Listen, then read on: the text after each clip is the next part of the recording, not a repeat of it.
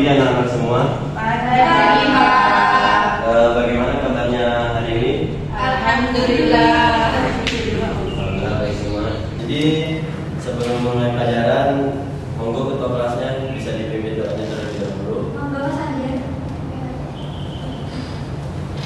Sebelum bagaimana pada siang hari ini, marilah kita berdoa dahulu.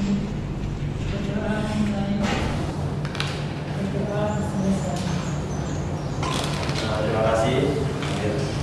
Sebelumnya saya absen terlebih dahulu ya. Ya.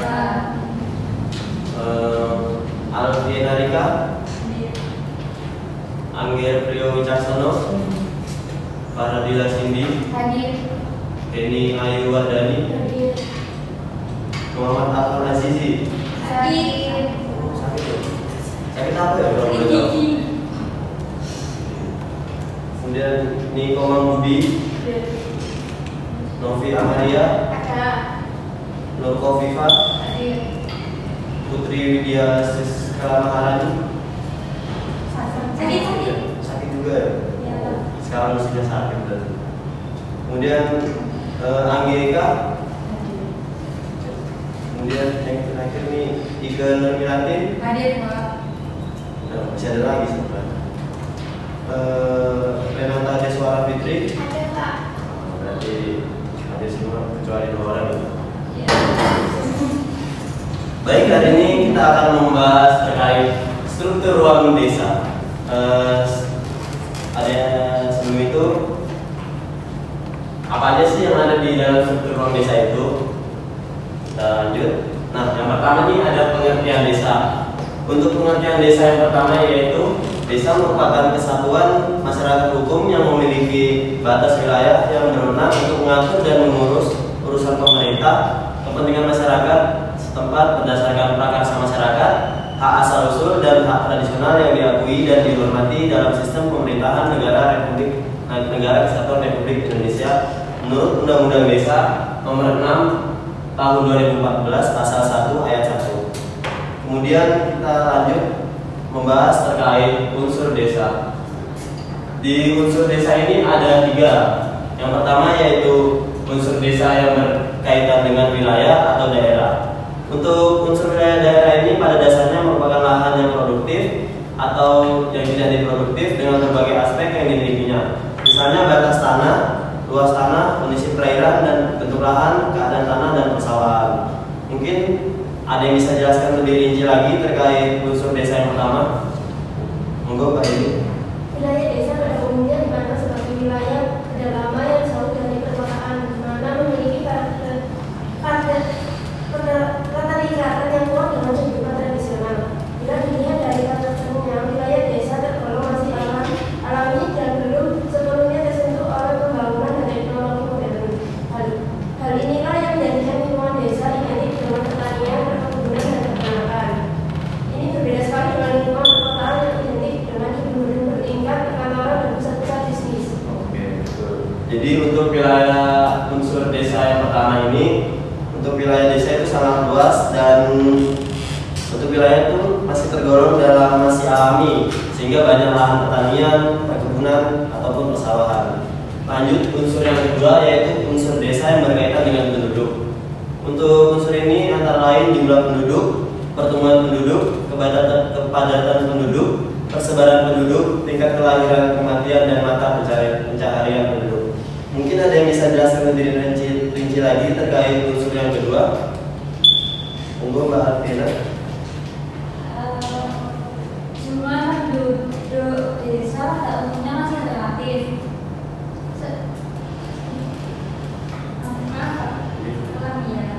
Jumlah penduduk desa pada umumnya masih relatif sedikit dan bila dibandingkan dengan luas wilayah yang ada, kepadatan penduduknya kecil. Persebaran penduduknya pun hanya di ruang lingkup wilayah desa.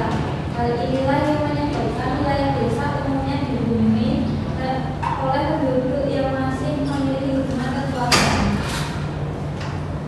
Jadi untuk unsur yang kedua ini berkaitan dengan penduduk ya. Kita lanjut lagi ke unsur yang selanjutnya atau yang ketiga yaitu unsur yang terkait dengan tata kehidupan. Untuk unsur ini memiliki hubungan erat dengan norma. adat istiadat dan karakteristik budaya lainnya yang berlaku di desa tersebut. Misalnya sistem pergaulan masyarakat ataupun kebudayaan masyarakat. Mungkin ada yang ingin menjelaskan lagi lebih rinci terkait unsur yang ketiga ini? Ayo. Mana? Mungkin. Oh, Mbak. Di desa, pengaruh lingkungan masih sangat kuat serta mewarnai tatanan dan pola hidup penduduknya. Hubungan kekeluargaan masih sangat erat sehingga masyarakatnya saling mengenal dan bisa hidup bersama-sama. Maka tak heran di kehidupan desa, cerita seorang warga akan dapat dirasakan bagi warga lainnya. Hubungan ini kita kenal sebagai demonstrasi atau given. Terima kasih Mbak Eva untuk penjelasannya. Jadi unsur yang ketiga ini berkaitan dengan tata kehidupan ya. Jadi selama kehidupan di desa itu sangat erat dengan norma dan tata krama. Jadi masyarakat desa itu biasanya itu memiliki sifat yang sopan santun dan lemah lembut. Kita lanjut ke materi selanjutnya. Mungkin ada yang ingin membaca di depan terkait ciri-ciri desa. Monggo, Mbak Kiki. Ciri desa, suatu daerah dapat dikatakan sebagai desa antara lain yaitu pertama perbandingan lahan dengan manusia cukup besar, yang kedua lapangan pekerjaan yang dominan adalah sektor pertanian atau agraris, yang ketiga hubungan antar warga desa masih sangat akrab, yang keempat sifat-sifat masyarakatnya masih memegang teguh tradisi yang kuat. Terima kasih Mbak Rini. Jadi saya jelaskan lagi. Untuk yang pertama terkait perbandingan lahan dengan manusia cukup besar. Sebagaimana kita tahu bahwa wilayah desa itu memiliki lahan yang cukup banyak dan luas ya. Jadi lahan yang ada di desa itu lebih luas daripada jumlah penduduk yang ada di desa tersebut. Jadi perbandingan lahan itu sangat besar atau sangat signifikan bedanya. Untuk kedua, lapangan pekerjaan yang dominan di sektor pertanian. Untuk kedua ini sangat erat kaitannya dengan desa. Sebagaimana kita tahu bahwa desa itu merupakan lahan dari banyaknya sawah ya. Jadi di desa itu banyak terdapat sawah-sawah yang digunakan oleh masyarakat sekitar untuk sebagai mata pencaharian sehari-harinya. Jadi mengapa negara kita disebut negara agraris? Karena di desa memiliki banyak sawah. Lalu yang ketiga yaitu hubungan antar warga desa masih sangat akrab. Kita melihat bahwa di desa itu hubungan tetangga itu masih sangat akrab ya. Jadi masih saling tegur sapa sama lain, sangat peduli mungkin dan saling membantu ya. Tidak seperti di wilayah kota. Untuk di wilayah kota mungkin orang-orangnya cuek antara satu sama lain. Yang terakhir ini yaitu sifat-sifat masyarakat yang masih memegang teguh tradisi yang berlaku.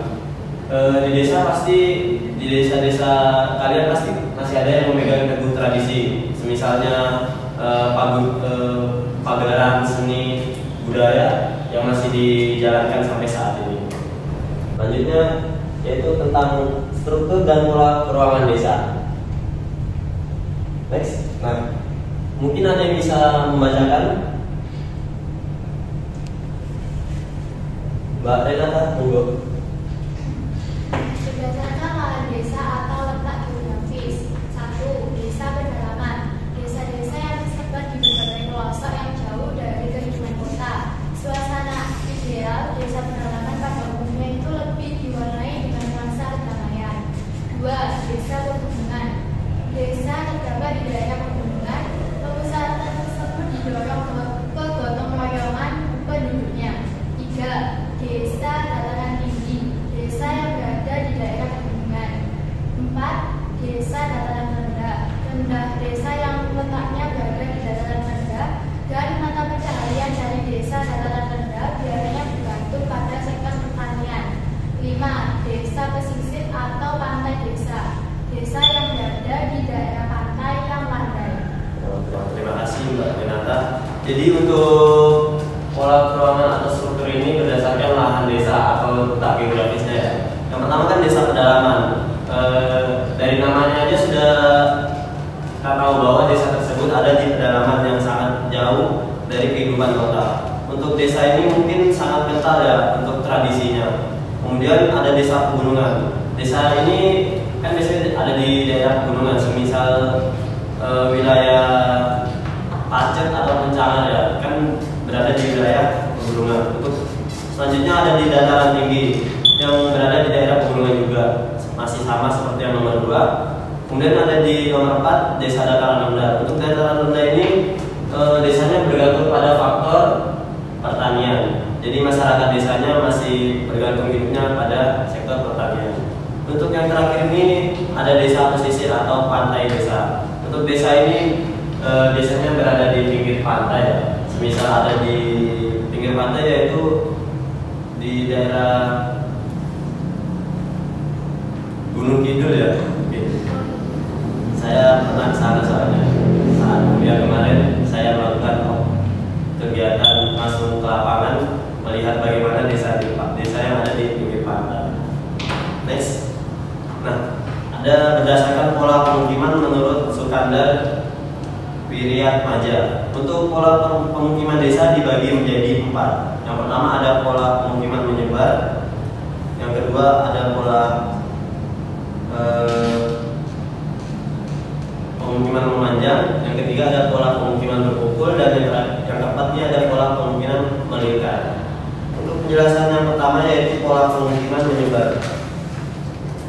Untuk pola pemukiman menyebar ini biasanya rumah-rumah petani tersebar berjauhan satu sama lain.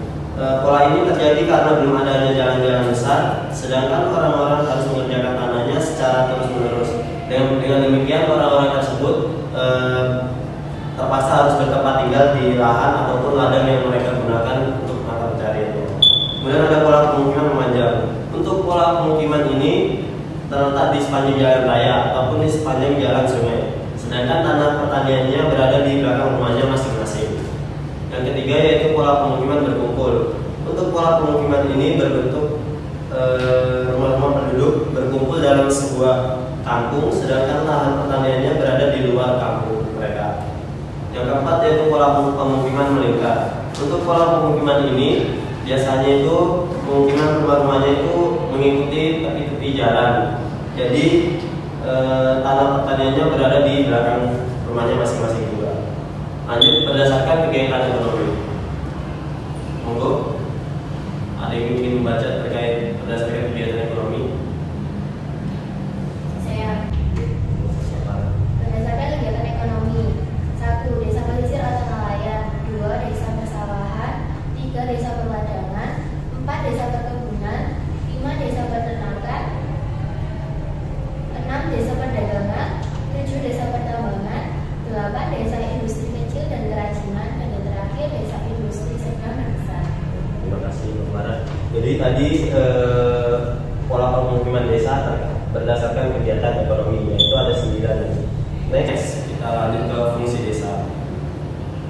Fungsi desa menurut Bintarto tahun 1986, fungsi keberadaan desa untuk negara kesatuan Republik Indonesia diantaranya ada 3 ya. Yang pertama dalam hubungannya dengan kota, maka desa yang merupakan hinterland atau daerah dukung berfungsi sebagai suatu daerah pemberi bahan makanan pokok seperti padi, jagung, ketela, dan di samping bahan makanan lain seperti kacang, kedelai, buah-buahan, dan bahan makanan lain yang berasal dari hewan.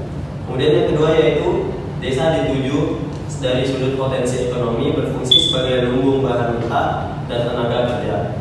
Dan yang terakhir dari fungsi desa yaitu dari segi kegiatan kerja, desa dapat merupakan desa agraris, desa manufaktur, desa industri, desa nelayan, dan sebagainya. Masih banyak lagi desa-desa pola fungsi dari desa-desa tersebut. Next kita lanjut ke potensi desa. Sebelum masuk ke potensi desa, mungkin saya lihat mengantuk semua ya dari teman-teman siswa ini. Bagaimana kalau kita main tebak-tebakan nih? Tebak-tebakan ya. Saya punya tebak-tebakan nih. Yang bisa jawab langsung angkat tangan ya. Nah ini saya punya tebak-tebakan nih buat kalian.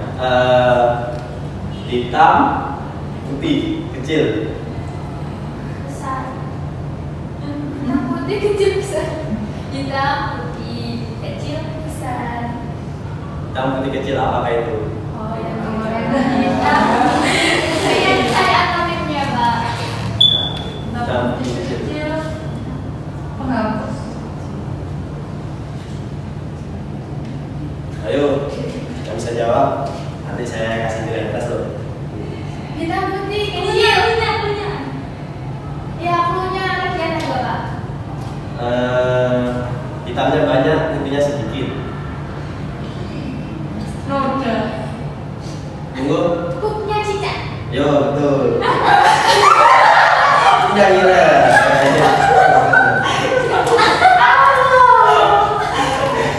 Nah ya, sudah mungkin sudah lagi.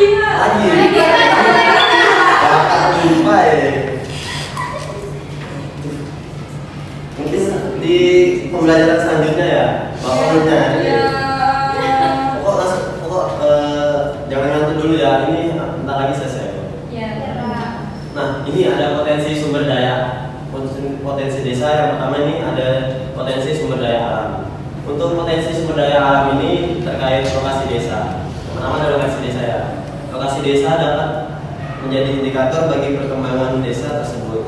Yang kedua, luas desa. Wilayah desa meliputi luas lahan pertanian, permukiman dan penggunaan lahan lainnya. Yang ketiga, keadaan tanah dapat mencirikan kesuburan lahan pertanian. Dan yang keempat ada keadaan iklim, mencakup curah hujan, temperatur, kelembapan, dan penyinaran matahari dan angin. Yang kelima, ketersediaan sumber daya nabati, jenis hewan dan produksinya. Dan yang keenam yaitu keadaan alam, keadaan benang alam. Benang alam suatu daerah merupakan faktor alam yang paling penting karena mempunyai hubungan erat dengan persebaran penduduk. Next, monggo Mbak Yuli mungkin bisa membaca. Dan satu, komposisi umur jenis kelamin dan rasio ketergantungan. Dua, organisasi masyarakat. Tiga, tingkat pendidikan jumlah siswa dan jumlah guru. Empat, tingkat kesehatan, kematian, kelahiran dan kualitas lingkungan. Lima, sumber daya masyarakat dan gotong royong untuk pembangunan daerah. Serta yang terakhir adalah ada istiadat dan kebiasaan yang merupakan potensi sumber daya manusia di desa. Nah, terima kasih Mbak Yuli. Jadi 6 hal ini merupakan potensi sumber daya desa yang berkaitan dengan potensi sumber daya manusia. Next kita lanjut ke potensi kelembagaan ya. Di potensi kelembagaan ini ada 9. Yang pertama ada lembaga pemerintahan desa, kelurahan.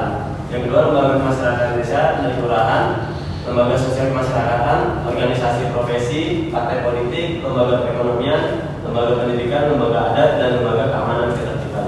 Jadi kelembagaan ini 9 lembaga ini ada ataupun berada di dalam potensi kelembagaan desa. Nih, yang terakhirnya ada potensi sarana dan prasarana dari desa. Untuk sarana dan prasarananya ada 12 ya, lumayan banyak sih. Yang pertama ada transportasi, kemudian ada informasi dan komunikasi, prasarana air bersih, prasarana dan kondisi irigasi, lembaga kemasyarakatan, peribadatan dan olahraga, sarana kesehatan, sarana pendidikan, sarana energi penerangan, sarana pemerintahan, sarana hiburan, wisata, dan sarana kesehatan. Nah, jadi untuk potensi ini merupakan potensi desa terkait dalam bidang sarana dan prasarana. Nah, selesai juga materi kita pada hari ini. Sebelum kita lanjut, mungkin saya akan membagikan lembar tugas kelompok ya. Jadi tugas kelompok ini saya bagi menjadi 3 kelompok. Ini mau dibagi atau dipilih sendiri? Begitu saja. Berhitung ya? Sampai berapa? Bapak maunya berapa kelompok, Pak? Ini ada 3 kertas saja, jadi saya bagi 3. Mungkin bisa berhitung dari Anggi. Tunggu. 1, 2, 3. 1, 2, 3. 3, 1. Nah, sudah terbagi kan kelompoknya, bisa duduk sesuai kelompoknya masing-masing.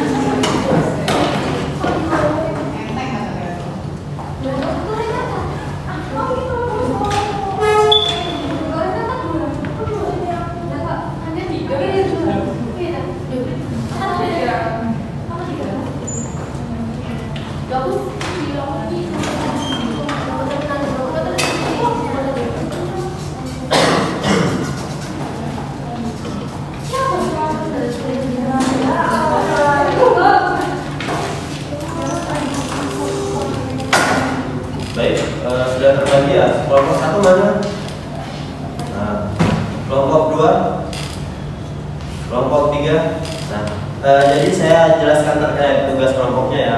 Jadi tugas kelompoknya ini membahas terkait pola pemukiman. Di dalam lembar kerja ini ada indikator, petunjuk pengerjaan, dan informasi pendukung terkait pola pemukiman. Jadi di tugas ini nanti saya berikan gambar, kalian gambar sesuai kelompoknya masing-masing dan kalian jelaskan bentuk pola pemukimannya seperti apa. Mengerti? Mengerti.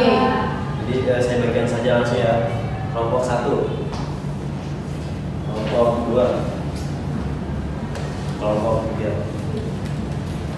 Ya, jadi langsung dikerjakan saja ya. Saya kasih waktu 10 menit untuk mengerjakan pola pemukimannya. Baik, kelompok 1 nih, gimana nih progresnya? Ada yang diskusi Pak. Kira-kira dapat pola pemukiman apa nih?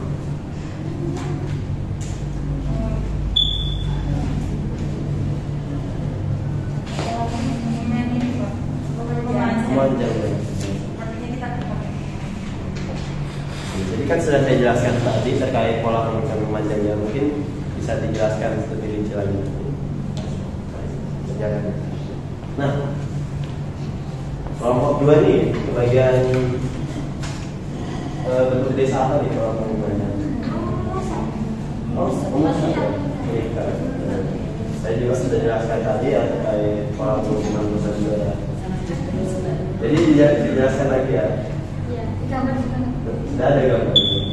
Kirain di gambar juga terus. Oh, ini kelompok 3 ini dapat pola pemukiman apa ya? Menyebar kemana? Saya juga sudah jelaskan tadi ya terkait pola pemukiman. Ini tadi teman-teman sudah memperhatikan dengan baik penggunaan. Saya apresiasi kalian. Beri tepuk tangan dulu buat kalian. Ya, waktunya sih tinggal 2 menit. Jadi nanti kelompoknya bisa atau perwakilan bisa maju ke depan untuk menjelaskan terkait tugasnya ya.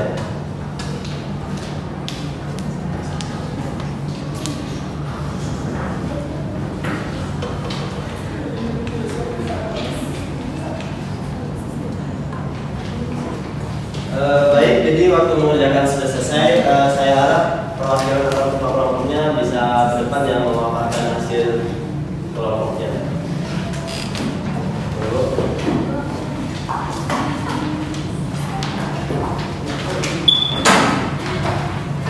Baik. Baik, baik, dari teman-teman mau kelompok mana duluan nih yang mempresentasikan hasilnya? 3. Ya, monggo kelompok 3 memperkenalkan diri dan kelompoknya. Dan Ini perwakilan dari kelompok 3 yang beranggotakan dari Iva dan Renata. Hasil diskusi dari kelompok 3 yaitu pada gambar yang ada di sini memiliki pola permukiman yang yaitu menyebar dengan ditandai oleh rumah-rumah warga yang saling berjauhan. Pola permukiman ini cukup umum ditemukan di desa yang baru berkembang atau di sekitar wilayah zona pegunungan. Bentuk pola permukiman menyebar juga sering dijumpai pada daerah-daerah yang kandungan sumber daya alamnya terbatas. terima kasih atas penjelasannya. Bagus hasil kerja kelompoknya. Selanjutnya kelompok mana nih? 1. 2 atau 2? Jadi lanjut ke kelompok 2, bisa memperkenalkan diri, kelompok dan hasilnya. Saya Alfiana dari kelompok 2 yang beranggotakan Mas Angger sama Mbak Nafi. Saya ingin membacakan hasil diskusi kita. Kita mendapatkan gambar ini. Saya di Zoom. Pada gambar ini memiliki pola permukiman memusat atau melingkar. Pemukiman penduduk memusat biasanya juga dapat disebabkan keinginan untuk mendekat sumber-sumber penghidupan seperti sumber mata air. Pola pemukiman penduduk dengan bentuk memusat dapat dijumpai di desa. Penduduk yang tinggal di permukiman terpusat biasanya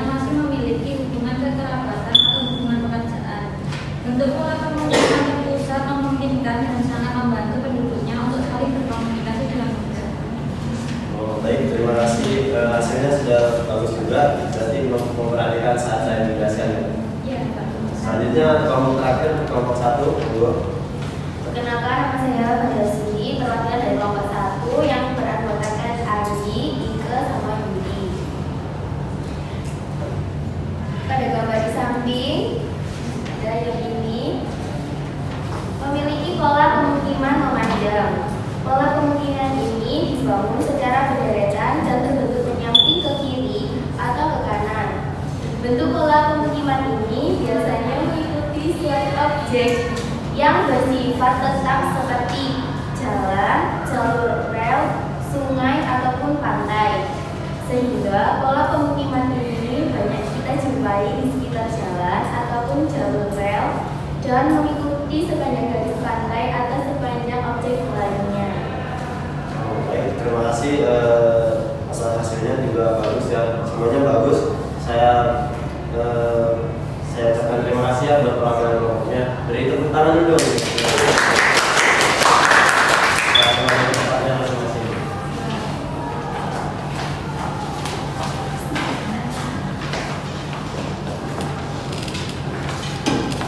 Baik, jadi tadi terkait pembelajaran hari ini tentang struktur ruang desa. Jadi saya harap kalian bisa memahami lagi terkait struktur ruang desa. Apa aja sih yang ada di struktur ruang desa itu, mulai dari ciri-ciri, unsur, pola pemukiman dan struktur, kemudian ada fungsi dan ada potensi desa.